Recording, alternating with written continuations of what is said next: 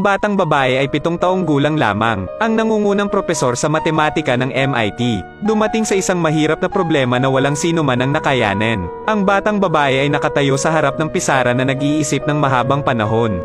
Ngunit wala pa ring eksaktong sagot. Mukhang walang magawa ang professor. At least ang babaeng ito ay hindi kasing galing ng sinabi ng kanyang lola.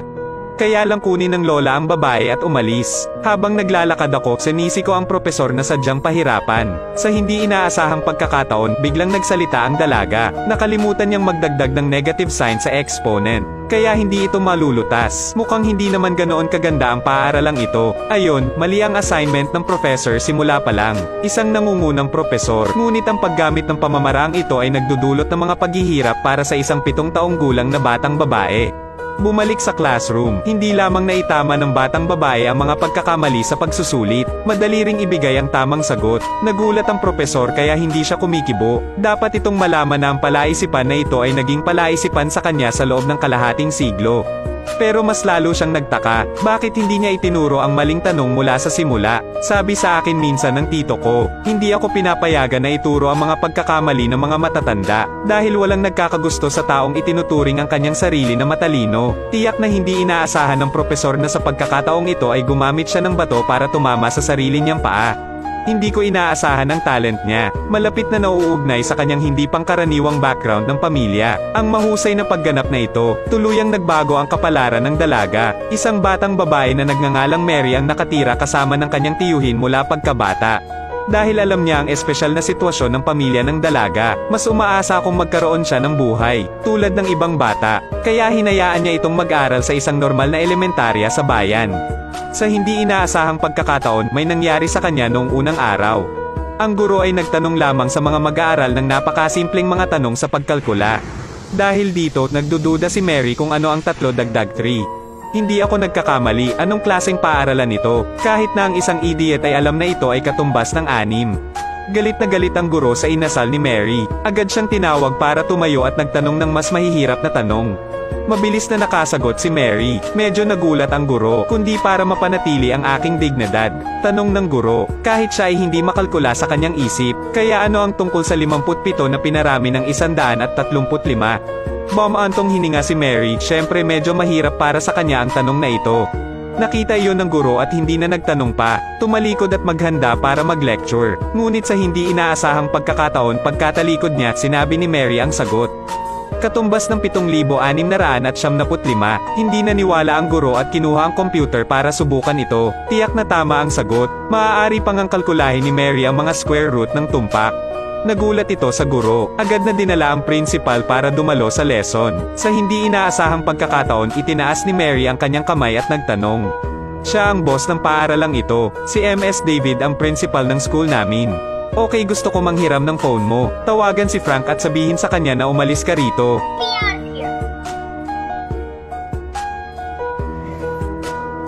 Sa lalong madaling panahon ang tiyuhin ni Mary na si Frank ay tinawag ng principal sa paaralan. Umaasa ang principal na may hatid si Mary sa paaralan, dalubhasa sa pagsasanay ng mga henyo, at mag-aaral na may full scholarship. Ngunit hindi agad tumanggi si Frank. Ang paaralan ay hindi nasisiyahan dito. Isa rin itong pagkakataon para sa mga normal na pamilya. Hindi man lang ako mangarap. Matapos imbestigahan ang background ng pamilya ni Mary, nalaman nila, ang ina ni PLN ay isang nangungunang henyo sa matematika. Nanalo ng Nobel Prize. Ang bawat website ay nagsasalita tungkol sa mga parangal na kanyang napanalunan. Pero hindi nila alam ang dahilan kung bakit siya nagpakamatay. Ngunit ang tiyuhin na nagpalaki kay Maria ay hindi rin karaniwan. Ay isang propesor ng filosofiya sa Manhattan University. Ngayon siya ay kumikita sa pag-aayos sa mga pantalan. Kahit mahirap ang buhay, gifted siya. Ang matematika ni Mary ay hindi kailanman inilibing. Ipinaalala rin ni Uncle kay Mary ang pangyayari ngayon. Huwag magyabang. Dahil lang mas marami akong alam kaysa sa iba. Huwag gumawa ng gulo sa mga guro at punong guro. Kaya kinabukasan sa paaralan ay muntik ng mamatay si Mary. Huwag lang magpakilala tulad ng ibang estudyante. Ngunit ipakita din ito sa lahat. Mayroon akong isang mata na pusa. Nakita iyon ng guro at natuwa siya. Ngunit sa hindi inaasahang pagkakataon ay nagdulot ng gulo si Maria sa school bus sa hapon. Hawak ng isang lalaking estudyante ang kanyang trabaho. Maingat na dalhin ito sa kotse. Pagkatapos ay sinadyang pinagtripan siya ng isang matandang estudyante dahilan para matambe siya. Nasira ang trabaho hanggang sa matapos ito, at tinukso pa ng mga upperclassmen. Hindi na makaupo si Mary at tumayo, pero hindi man lang naawa ang mga upperclassmen. Ngunit sinabi rin ang mga mapanuksong salita. Dahil dito, hindi na nakayanan ni Mary. Hinawakan ng dalaga ang libro at sumugod sa kalaban. Malaking pag-aalala sa paaralan ng laban. Pinaamin ng guro si Mary sa kanyang pagkakamali sa harap ng buong klase. Walang choice si Mary kundi sumunod. Ngunit ang mga salitang sasabihin niya, hinahangaan siya ng guro. Bago bumagsak, siguradong pinakamaganda ang gawa ni Justin. Walang maihahambing. Magaling. Naisip ni Maria na ipagtatanggol ang sarili, pero simpleng papuri lang ang sinabi niya, upang aliwin ang isang kaibigan na ang trabaho ay nasira. Isang matalino at matuwid na babae na may mataas na IQ. Nagkaroon din ng kaunting karahasan na lalong nagpa-curious sa guro. Ano ang kailangan mong pagdaanan sa huli? Ginagawa nitong mas mature ang isang 7 taong gulang na batang babae kaysa sa kanyang mga kapantay.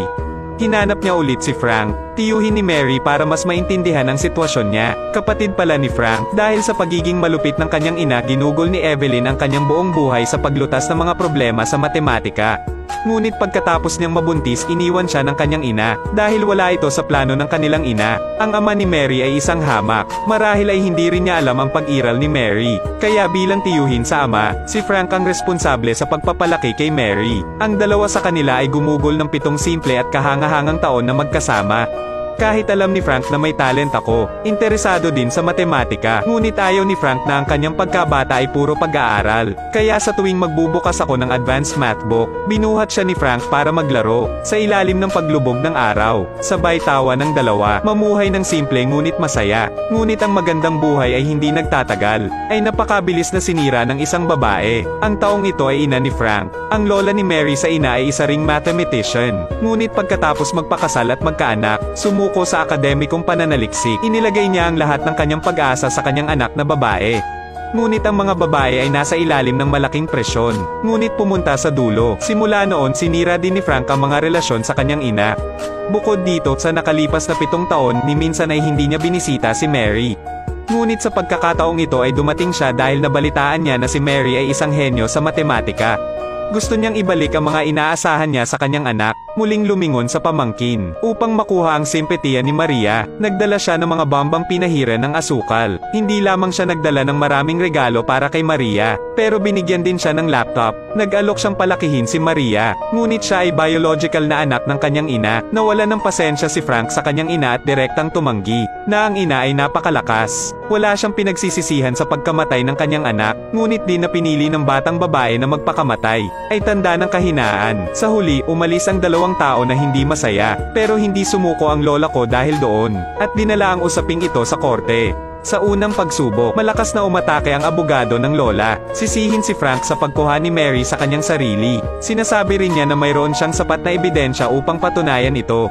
Sa kasalukuyang kalagayan ng ekonomiya ni Frank, ang pagbibigay kay Maria ng malusog na buhay ay imposible. Kaya tinanong niya ang judge. Ibinigay ang pangangalaga ni Maria sa kanyang lola. Hindi rin nagpahuli ang abogado ni Frank laban sa mga akusasyon ng ibang abogado. Sa isang simpleng pangungusap na lutas ang panganib, pinalaki ng kliyente ko ang batang ito ng may dahilan. Ito ay dahil sa kalooban ng kanyang ate. Laging kliyente ko ang nag-aalaga sa babae. Your Honor, tungkol sa isyu ng living environment ng bata, pumunta ako sa bahay nila at ayos lang. Kung mag-a-apply tayo ayon sa pamantayan ng mga kaibigan, kinamumuhian talaga ng North ang pekeng ito. Pagkatapos ay walang matitirang bata sa timog. Nang marinig iyon, biglang napangiti ang judge. Dito rin natapos ang unang pagsubok. Kahit na may karapatan ng lola na bisitahin si Maria, ngunit si Frank pa rin ang kanyang legal na tagapag-alaga. Ngunit dahil dito nagsimulang magduda si Frank sa kanyang sarili. Hindi niya alam kung ang pangarap niya ay ibinigay sa kanya. Mary ang buhay na gusto niya ay hindi, kumpara sa lola ni Mary. Napakababa ng kanyang kalagayan sa ekonomiya. Bukod dito, hindi susuko si lola dahil sa kabiguan ng unang pagsubok. Mabilis siyang nagsampa ng petisyon sa korte. Mangyaring hayaan si Mary na pumunta sa lungsod upang manatili ng 2 araw. Gusto niyang ipakita kay Maria ang mundo doon, para makagawa siya ng tamang pagpili. Kaya dinala niya si Mary diretso sa MIT. Sa dingding ng gusali ng pagtuturo, mayroong 7 pinakamahirap na tanong. Isa lang ang makakalutas nito. May karapatan lang mag-post ng mga portrait dito. Mataas din ang kakayahan ng aking ina sa paglutas ng mga tanong. Ngunit mahina niyang piniling sumuko. Nang marinig iyon, lihim na nagdesisyon si Mary. Sa hinaharap, tiyak na isasabit ko ang aking larawan dito. Pagkatapos ay pumasok si Mary at ang kanyang lola sa malaking silid-aralan. Gusto niya ng isang propesor sa matematika na may awtoridad na magtakda ng mga tanong. Ang celestial test ni Maria, ngunit patuloy na tinitingnan ni Mary ang mahihirap na tanong sa pisara. Nang hindi alam ang sagot, gaya ng inaasahan, naging mahirap para sa kanya ang tanong na ito. Inakay ng galit na lola si Mary, labis ang kanyang pagkabalisa na sadyang pinapahirapan ng propesor ang mga bagay. Bakit ngayon ka lang nakaisip ng napakahirap na tanong? Ngunit sinabi ni Mary na ang tanong na iyon ay hindi malulutas ng sinuman. Dahil ito ay likas na isang maling tanong, hinitid agad ni lola si Mary sa classroom. Hindi lamang naitama ni Mary ang maling sagot kundi isinulat din ang tamang sagot. Natigilan ng propesor sa gulat, kahanga-hangang mga regalo ni Mary, lalo pang naging determinado ang lola ko. Kinuha ang kustodiya ni Mary mula kay Frank, ngunit para kay Mary ang magulong lugar na ito ay tahanan. Si Uncle ang taong pinakamamahal sa kanya, huwag makita ang maliit na batang babae, ngunit ang lahat ay naiintindihan. Napakabilis na dumating ang pangalawang pagsubok. Sa pagkakataong ito ay lubusan ng inihanda ang aking lola. Ginamit niya ang lahat ng paraan upang mahanap ang ama ni Mary. Gumamit din ng pera upang gumawa ng mga deal sa kabilang panig. Bilang ama ni Maria, may karapatan siyang magtalaga ng tagapag-alaga, ngunit isang taong hindi naging ama na katulad niya, maging ang pangalan ni Maria ay hindi maisulat. Paanong hinayaan ng hukom ang isang tulad niya na magdesisyon para kay Mary? Natigil muli ang paglilitis. Pag-uwi, nagkulong si Mary sa kanyang silid at humihikbi. Ngayon ang unang pagkakataon na nakilala niya ang kanyang biolohikal na ama. Hindi maintindihan ng dalaga. Bakit ginagamit ni Lola ang pamamaraang ito? Para saktan ang sarili mo. Bakit pinili ng kanyang ama ang oras na ito na sunduin ang kanyang anak? Ganyan ka ba kagalit? Hindi siya marunong magtanong ng direksyon. O maaari mo akong sundan dito. Ayaw niya kasing makita ang itsura mo. Oo, kung talagang gustong makipagkita ng kanyang ama, hindi sana hanggang ngayon. Tumagal ng 7 taon upang mahanap ito. Upang pasayahin si Mary, dinala ng may-ari si Mary sa ospital sa bayan. Umupo lang sa waiting room hanggang hating gabi. Walang nakakaalam kung bakit niya ginawa yon. Hanggang sa umalingaw-ngaw ang iyak ng sanggol. Noon lamang naunawaan ni Maria ang kanyang layunin. Dahil bagong buhay na lang ang isinilang. Masaya at excited ang buong pamilya. Napangiti din si Mary dahil sa ganitong atmosphere. Nang makita niya yun ay marahan niyang kinausap ang dalaga. Noong ipinanganak ka, pare-pareho ang lahat. Sobrang saya. Tama yan.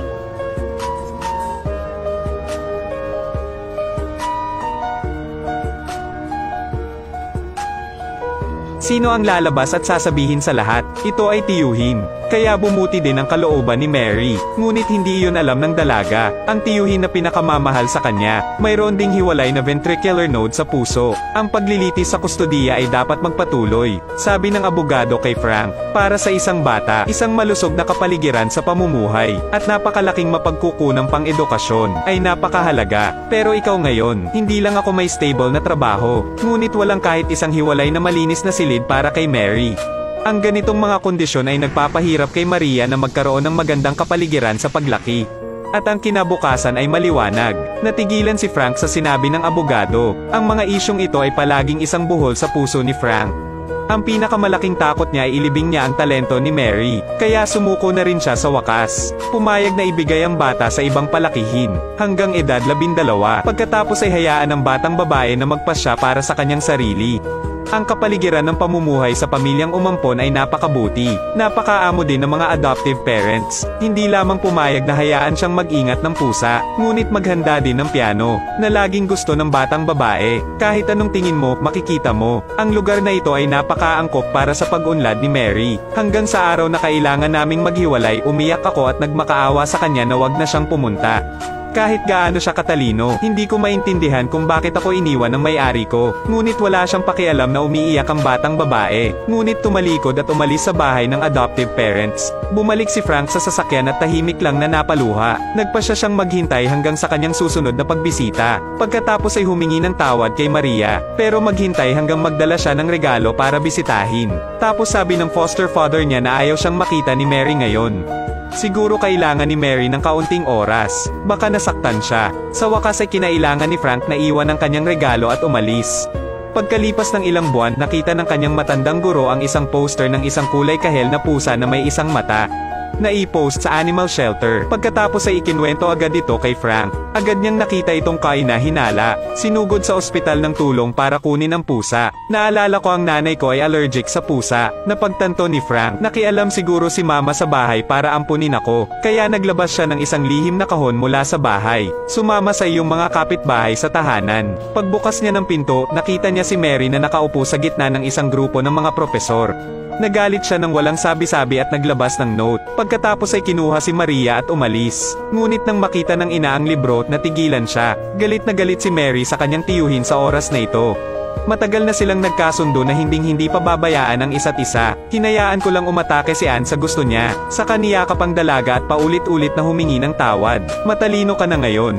Natanggal ang buhol sa puso ko nang makita ko si Mary. Ipinaliwanag ni Frank ang lahat. Pagkatapos nito, bumalik sa foster home. Nagpa siya na sabihin sa kanyang ina ang matagal nang itinatagong sikreto. Kapatid pala ni Frank. Sa lalong madaling panahon nalutas ang pinakamahirap na tanong sa mundo. Ngunit binigyan niya si Frank ng ilang mga utos. Hanggang sa pagkamatay ng aking ina ay inihayag ito sa publiko. Ito ang paraan niya ng paghihiganti sa kanyang ina. Gusto niyang maging malungkot ang kanyang ina sa buong buhay niya. Nang marinig yun ng ina ay napaisip ng malalim. Tumingin ulit sa number book na may bahid ng luha. Ngayon lang niya napagtanto kung gaano siya kinasusukleman ng kanyang anak. Intindihin mo rin ang sarili mong pagkakamali. Lahat ng ito ay dahil masyado niyang pinipilit ang kanyang anak. Kaya magkakaroon ng kahihinatnan. Hindi may liligtas ng ganyan. Naayos na ang lahat. Ang lola ay sumuko sa pagkuha ng kustodiya. Hindi rin pinigilan ni Frank ang talento ni Mary. Hayaan siyang pumunta sa paaralan para sa mga henyo. Ngunit huwag kalimutang hayaan siyang makipaglaro sa kanyang mga kapantay. Hindi niya nakakalimutan. Tulungan si Maria na panatilihin ang kawalang kasalanan ng isang bata. Sa katunayan, ang bawat bata ay natatangi. Ang ilang mga bata ay maaaring may iba't ibang talento. Pero siguradong regalo ito ng Diyos sa bata.